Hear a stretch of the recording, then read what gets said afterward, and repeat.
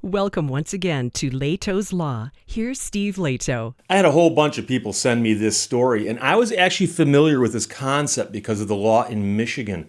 But private property owners sue over Virginia's hunting dog law. And 2, 4, 6, 8 different people sent me the story in the last 24 hours. And here's the situation. You own a piece of property. It is your property.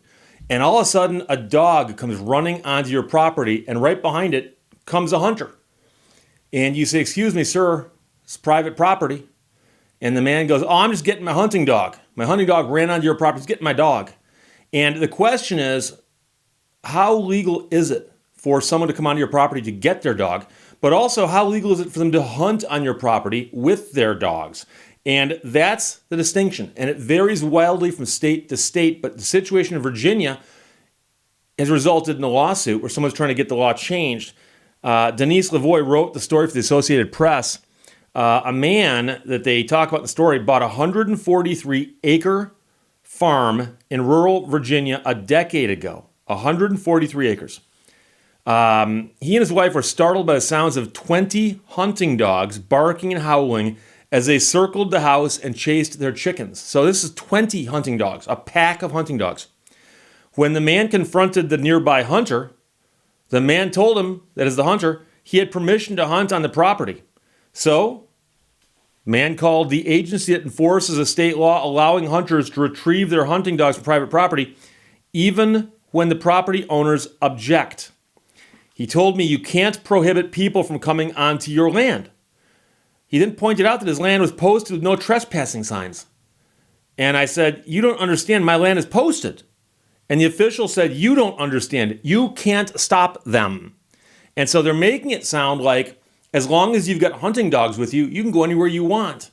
So after years of putting up with baying dogs and dead chickens, the man and several other property owners are suing the state over its right to retrieve law, arguing that allowing hunters to go on their property without permission amounts to an uncompensated taking of their land and violates the state and federal constitutions.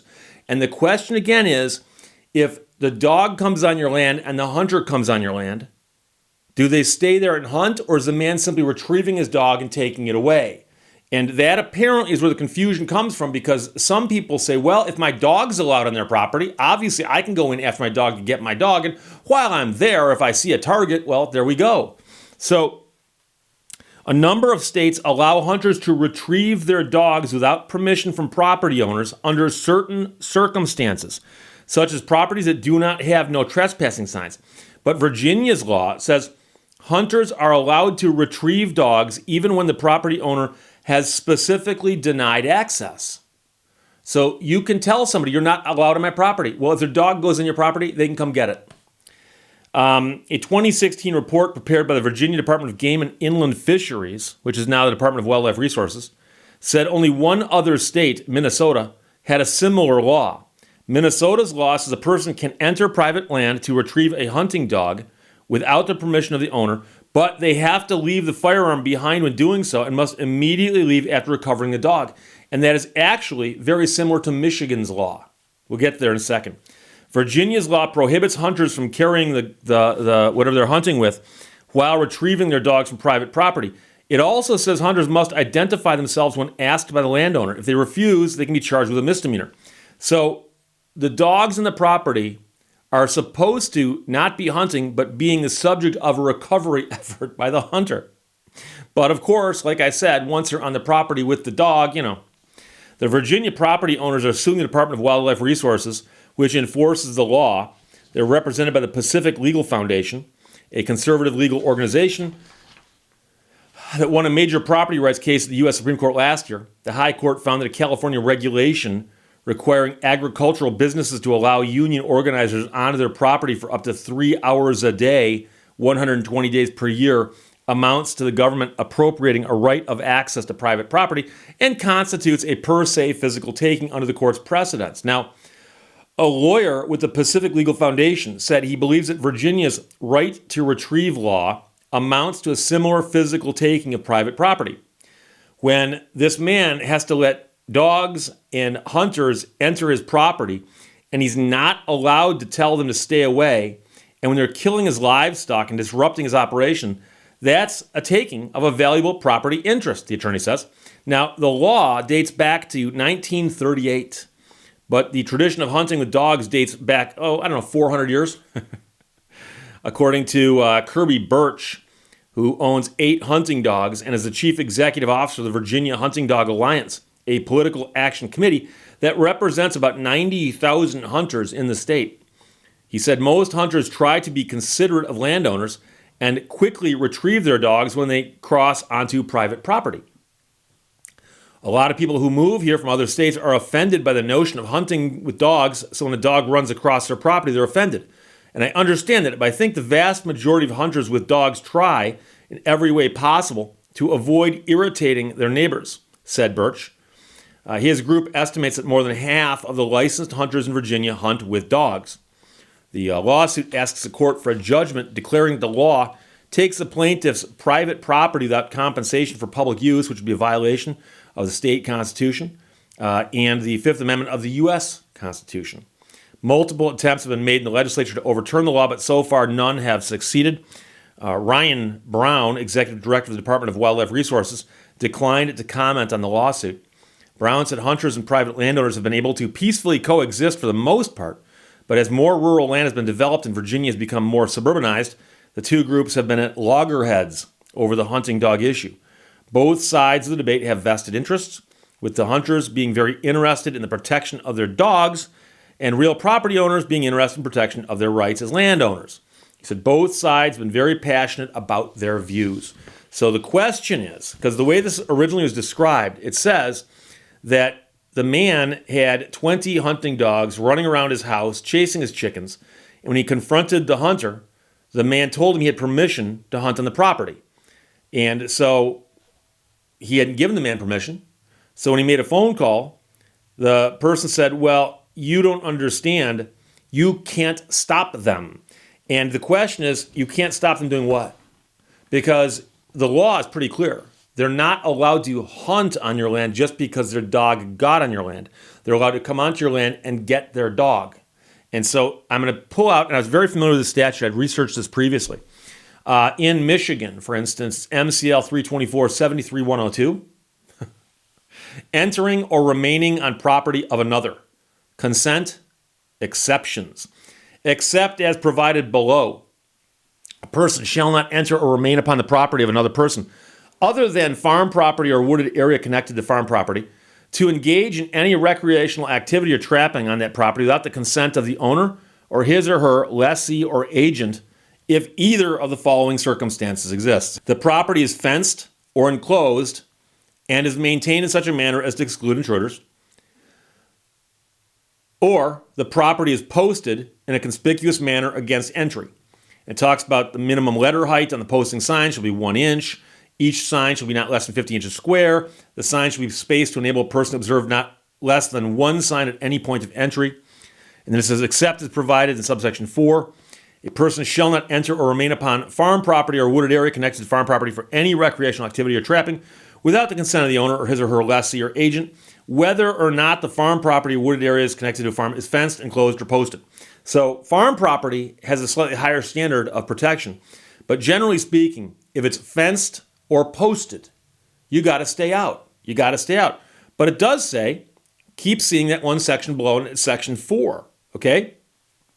A person other than a person possessing a firearm may, unless previously prohibited in writing or orally by the property owner, enter on foot upon the property of another for the sole purpose of retrieving a hunting dog. The person shall not remain on the property beyond the reasonable time necessary to retrieve the dog. And then it talks about the burden of showing that the property owner or his or her lessee or agent previously prohibited entry. The burden of proof is on the plaintiff. So, if I've told you stay off my property and your dog comes on, you do not have the right to come on and retrieve your dog. If I've never told you that and your dog comes on my property, you can put down what you're hunting with and come on and get your dog. But you cannot hunt on my property even though your dog is there. And you got to come get your dog and get off my property. And that law makes sense. If people are hunting with dogs, they understand the dog's not on a leash. So the dog might run off and chase something, and if it's chasing something that doesn't know how to read no trespassing signs, then it might run onto my property, and your dog might chase it. And I love dogs. I've said that before. I love dogs. So the fact that the dog chases an animal, that's what it's going to do. So I understand that. But before you come on the property, put it down, come on the property, and if you see me, you say, "Excuse me, sir, my dog ran on your property. I'm just getting my dog. I'll be right out of here as soon as I can." That's fine. That's legal. Unless I recognize you and say, "I've told you to stay off my property." And if I have, you got an issue. So you might say, "Steve, what happens if you've told me to stay off your property and my dog runs onto your property?" Well, then you approach me and say, "Excuse me, sir, my dog ran on your property. I know you don't want me on your property. Can I go get my dog?" Now, if I say no to that, there might be some issues. But the point is that that's the way the law is. I don't write these laws. I just print them down and read them to you. So, a person other than a person possessing a firearm may, unless previously prohibited in writing or orally, enter on foot upon the property of another for the sole purpose of retrieving a hunting dog. And enter on foot. So let's suppose you've got an ATV and you want to drive on my property to get your dog. Can't do that. Enter on foot. Enter on foot. Person shall not remain on the property beyond the reasonable time necessary to retrieve the dog. Go get your dog and get off the property. In an action under the section or the other section, the burden of showing the property owner or his or her lessee or agent previously prohibited entry is on the plaintiff or prosecuting attorney, respectively. You might say, "Wait, Steve, plaintiff or prosecuting attorney?" Yeah, that's an interesting thing that a lot of people don't know.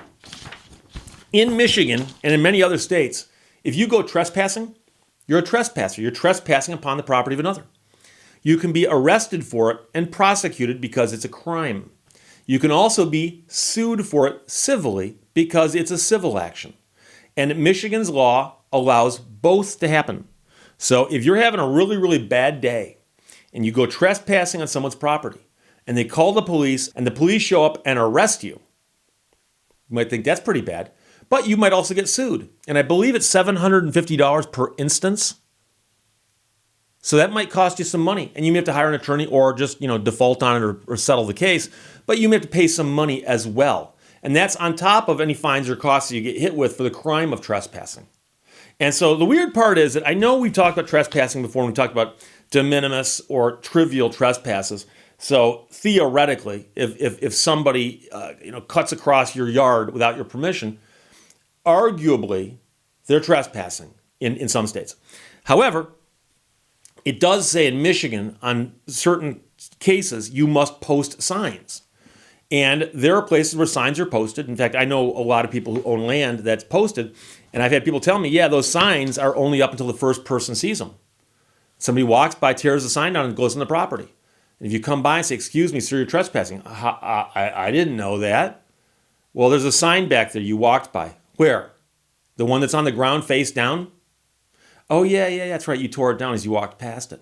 But there is a difficult task trying to police property if you're not nearby. I had a friend who was an attorney who owned, I think, 40 acres up in northern Oakland County. Very, very valuable real estate. But it was one of the last undeveloped pieces of real estate in an area, and it had deer on it. And he told me every single week during hunting season, he would go up and tear down all the illegal deer blinds and the tree stands and so on. And he said he'd come back the next week and they're all back up again. Tears them all down again. They all go right back up again. And he said he'd gone out there before and chased people off. And they're like, "Oh, what signs?" Because they torn down all the signs.